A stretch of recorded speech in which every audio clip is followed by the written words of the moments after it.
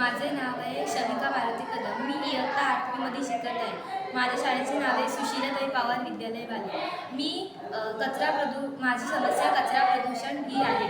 मला असं वाटते की आपल्या आजूबाजूच्या परिसरात कचऱ्याचे प्रमाण जास्तीत जास्त प्रमाणात होत आहे.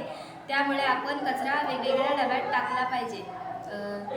कचरा रस्त्यावरती, पाण्यात किंवा आजूबाजूच्या परिसरात टाकू नये. असे केल्याने कीटकांची वाढ जास्तीत जास्त प्रमाणात होते. आपण टाकाऊ वस्तूंपासून टिकाऊ वस्तू केल्या पाहिजे, जसे की ओला कचरा, उदाहरणार्थ भाजीपाला, फळे. अशा ओल्या कचऱ्यापासून आपण घरच्या घरी खत तयार करू शकतो. त्या खताचा वापर आपण शेतीसाठी करू शकतो. सुका कचरा जसे की कागद, प्लॅस्टिक, काच, धातू असा वेगवेगळा जमा करून आपण त्यापासून नवीन वस्तू तयार करू शकतो.